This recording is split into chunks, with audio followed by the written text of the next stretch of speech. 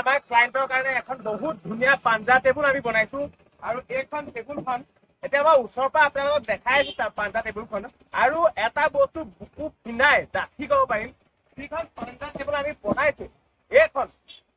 ইণ্ডিয়াৰ ভিতৰত চবতকে ষ্ট্ৰংগেষ্ট হয় ইমানে হেভি এখন টেবুল বনাইছো আমি আৰু দেখাই আছো আপোনালোকক পাঞ্জা টেবুলখন ওচৰৰ পৰা আৰু কেনেকুৱা লাগিছে কমেণ্ট কৰিব কোৱালিটি দিওঁ কোৱান্টিটি নহয় কোৱালিটি লওক পইচা দিয়ক ওৱান লাইফ আৰু ফেমিলি এইখনে টেবুলখন ওচৰৰ পৰা দেখাইছো আৰু এয়া চাওক কেনেকুৱা লাগিছে কমেণ্ট কৰিব দেই আৰু এইবোৰ দিছেনে এলুমিনিয়ামৰ গ্ৰিপ লগাই দিছো যাতে কোনো দিনাখনে বেয়া নহয় আৰু এইফালে চিট লগোৱা হৈছে আৰু চিটটো এনেকৈ খুলি ল'ব পাৰিব আৰু দৰকাৰ পৰিলে আপোনালোকে চিটটো লগাই পেলাই তলত নটো কচি দিব পাৰিব আৰু এইখন টেবুলখন যিটো নিয়ম যেনেকৈ বনাব লাগে এখন পাঞ্জা টেবুলৰ যিটো ষ্ট্ৰাকচাৰ ইণ্টাৰনেশ্যনেল মেজাৰমেণ্ট তেনেকৈ বনোৱা হৈছে তলৰ পৰা ওপৰলৈকে চাওক এতিয়া ধুনীয়াকৈ চাফা কৰা হ'ব তাৰপিছত পেকিং কৰা হ'ব আৰু এইফালৰ চিটটো আপোনালোকে খুলি ল'ব পাৰিব দেখাই দিছোঁ ৰ'ব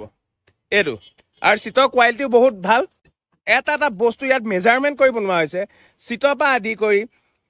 পাঞ্জা টেবুলখনৰ হাইটটোৰ পৰা আদি কৰি লেংথটোৰ পৰা আদি কৰি চব A to Z মুঠতে মেজাৰমেণ্ট কৰি বনোৱা হৈছে আৰু কেনেকুৱা লাগিছে আপোনালোকে কমেণ্ট কৰিব আৰু আপোনালোকে কমেণ্ট কৰিলে বহুত ভাল লাগিব আৰু এনেকুৱা যদি ৰবাষ্ট পাঞ্জা টেবুল লাগে তেনেহ'লে মোক কণ্টেক্ট কৰিব দিছে নাম্বাৰটো আহিছে অল ইণ্ডিয়া ডেলিভাৰী হয় আমাৰ বস্তু চ' টেনশ্যন ল'ব নালাগে কণ্টেক্ট কৰিব জয় অসম